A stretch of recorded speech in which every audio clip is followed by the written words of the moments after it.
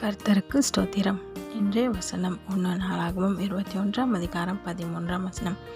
அவருடைய இரக்கங்கள் மகா பெரியது. 1 நாளாகமம் 21 அதிகாரம் 13 வசனம். அவருடைய இரக்கங்கள் மகா பெரியது. இங்கே யாருடைய இரக்கம் சொல்கிறாங்கன்னா, ஏசப்பாவோட இரக்கம், கர்த்தரோட இரக்கத்தை இங்கே சொல்கிறாங்க.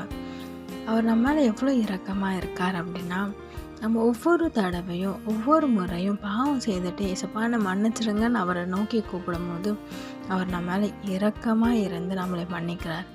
ஆமேன். இன்றைக்கும் உங்ககிட்ட ஏசப்பா என்ன தெரியுமா சொல்கிறாரு?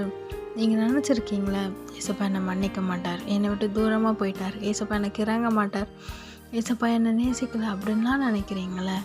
ஏசப்பா இன்னைக்கு சொல்கிறாரு, நான் உன்னை நேசிக்கிறேன், உன் மேலே ரொம்ப இரக்கத்தோடு உனக்காக காத்துட்ருக்கேன், மீண்டும் என்கிட்ட வந்துடுன்னு சொல்கிறாரு. உங்களை அவருடைய இரக்கத்தினால மன்னித்து அவருடைய சொந்த பிள்ளையாக உங்களை ஏற்றுக்கொண்டார்.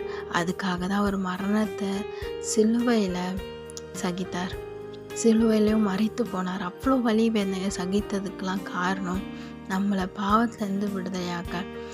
ஏசப்பா இன்னைக்கு உன் மேலே இரக்கத்தோடு உன்னை அழைக்கிறார். அவர்கிட்ட வந்துடுங்க, உங்களை ஒப்பு கொடுங்க. நிச்சயமாக கர்த்தர் உங்களை உயர்த்தி ஆசீர்வதிப்பார். ஆமென்.